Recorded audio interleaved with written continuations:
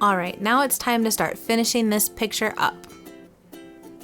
We're going to start by defining the neck. Remember, the neck actually starts right up underneath your ears, and you can feel it if you feel underneath your ears where the neck starts. It's going to curve in and then out a little bit. I'm just making sure that my guidelines are in the right place and look how I want them to. If I've started the neck and it seems uneven, I can always go back and fix it. Sometimes without hair, the neck looks a little wide, but I promise it's not. Before I start shading, I need to figure out where my light source is. For the purpose of this video, I'm just going to pretend my light source is coming from the right side.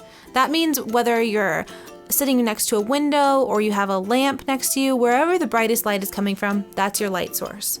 When we start drawing our shadows and shading those are always going to be darkest on the opposite side of the light source. So you can see I've started shading my neck on the opposite side of my light source. The neck is also going to be darker than the face because when your chin comes out, it casts a bit of a shadow on your neck. If you're ever not sure where darker areas should go, look in the mirror if you're drawing yourself or at the person you're drawing, and that will give you the answer. Again, I'm staying only on the opposite side of the light source with some of these shadows. I'm working kind of in layers and shading only a little bit lighter or a little bit darker than what I've done so far in these areas. Adding just one more layer of shading can sort of emphasize that that's the darker side of my face, but without getting too dark, I can still change it up later if I decide I need to change the shape of my shading or the area of my shadow.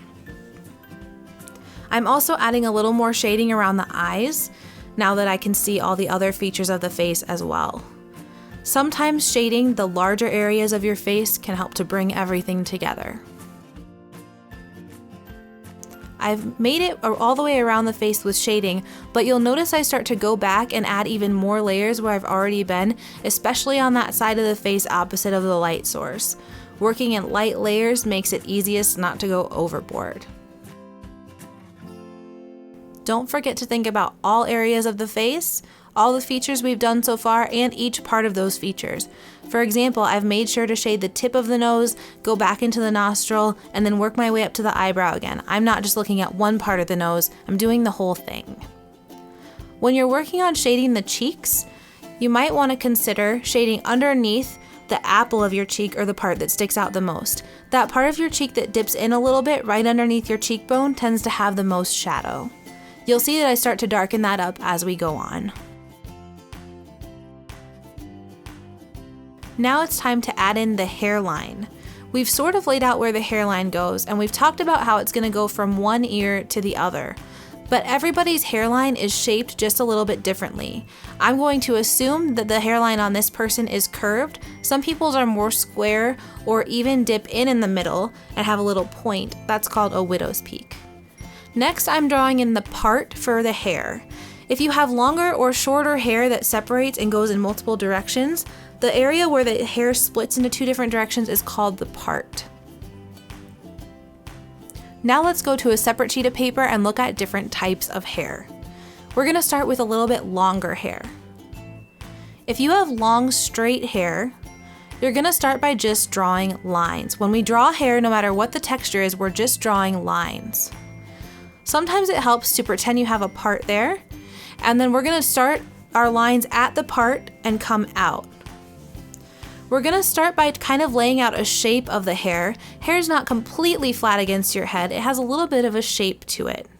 You'll also notice that even though I'm drawing straight hair, it's not just a straight line like I've made with a ruler. It has a little bit of curve to it because straight hair falls around the face in a way that gives it a bit of curve.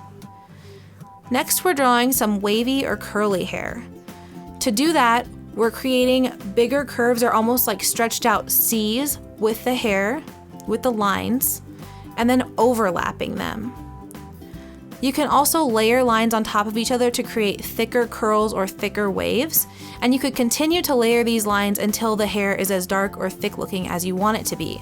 Again, I'm starting with the part with each new section of hair. If you have hair that is wavier than this, less curled, you can make those curves bigger, Or if your hair is more curly, you can make those curves tighter like I'm doing here. Sometimes going in different directions and overlapping in different directions with those curves can make the curls look a little more realistic. What you want to avoid is a spiral like what I've just crossed out. That's not going to look very real. If your hair is a little more coarse or you scrunch it with gel to style the curls, it might look a little more wavy like what I've just drawn. If you have bangs, you're gonna start those at the part as well and then bring them in front of the face as far as they go. Be careful not to cover too many features though. Some bangs go to the side and some bangs go straight down like this. You'll wanna look at the person to see which direction the hair should go. Just like longer hair, bangs are just lines. Next, we're gonna draw hair that's been pulled back. I'm gonna start just by drawing a quick head shape because we're gonna need a hairline for this style.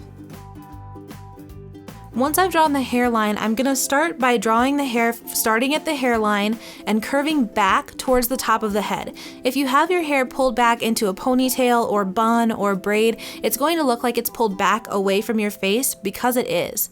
These lines should be at least a little bit curved with the shape of the head. If you draw straight lines, it's gonna look like your skull is flat, but our heads are really curved. I'm gonna carry those lines all the way up to the very top of the head, and at the top of the head, the lines might start to look a little straighter. If your hair is darker or thicker, you might overlap these lines a little bit more, layer them a little bit more, but these are the directions that the lines should go. If you have a bun or ponytail, you're gonna draw the outside shape of that. I've started by drawing a bun, and then you're gonna draw the hair in the bun in the direction that it goes. If you have a messier bun, you could draw some pieces sticking out. If you have a ponytail, you could carry the shape of that down a little bit, if you can see that from the front view. If you have a ponytail but not straight hair, you could use that wavy or curly hair technique from before in the ponytail. You might also want to draw the hairs that stick out around your face to kind of frame your face a little bit, and that makes it look a little more realistic. Again, you could have bangs with this hairstyle as well. You would just bring them down below the hairline in whatever shape they take. Next, let's move on to some shorter hair. Again, we're gonna start with that head shape, the upside down egg. If you have short hair, a lot of times it will be a little bit higher above your head shape line in the back just to show that your hair is not all the way flat to your head. So I've kind of drawn that shape first. Now I'm working on some short straight hair, which is just going to be straight lines. The lines should start at your hairline and fill the whole space up to the top of the shape of your hair. If your hair is thicker or darker, you should fill them in more with more lines than I have right there. Next, I'm working on some curlier hair. It's the same idea, filling that space that we've created for the shape of the hair, but we're using that curly hair technique that I showed you with the longer hair. Sometimes if you have short hair, there will be some pieces that fall down in front of your face. Feel free to add those in. If you have very, very short hair and very curly hair, you could use almost a circular design, just overlapped messy circles, and that will create the texture that you see when you're looking at your hair.